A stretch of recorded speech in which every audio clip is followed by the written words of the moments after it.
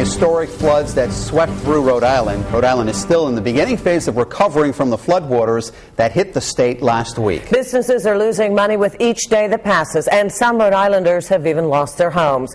Tonight, some good news for residents at a local apartment complex. Eyewitness News was there as some were allowed back in their homes. As we mentioned, many businesses also losing money across the state. Eyewitness News was at Rhodes on the Pawtuxet, where owners are hoping to be up and running in time for a prom this week. Cleaning crews were hard at work at the NYLO Hotel. They're working around the clock to make repairs, but say it will be a while before they are back to normal. We have live team coverage of the historic floods. Eyewitness News reporter Alex DePrato is in Warwick, where he caught up with Rhode Islanders who have been forced out of their homes for the past week. But first, let's get right to Eyewitness News reporter Walt Buteau, who joins us live in Cumberland, where one man is facing charges after being accused of getting in the way of cleanup efforts.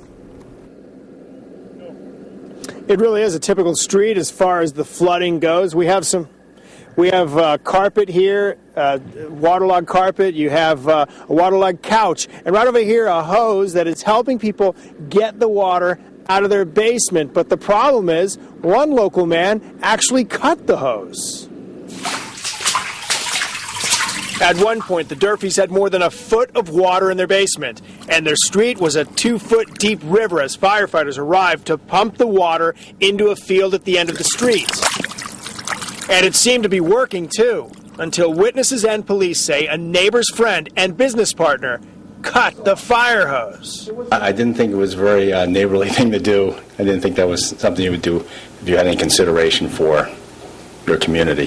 The suspect, John K. Cook of East Greenwich, was charged with malicious injury to property, as in the fire hose. His business partner owns that field at the end of the fire hose and is involved in an ongoing drainage dispute with the town. Dispute or not, neighbors on Hannah tell us after the hose was cut, the water stopped leaving the streets and their basements. As one man put it, it was just a cruel thing to do. What was the difference after the lines were cut? Well, the water backed up somewhat. It was such a large volume of water. I think it slowed down the water from leaving my basement, yes. As far as why Cook cut the hose, he didn't answer any questions when we called him on the phone tonight. His business partner does say he thinks the city has no right to empty water into his field. Live with the Blackstone Valley Mobile Newsroom in Cumberland, Walt Buteau, Eyewitness News.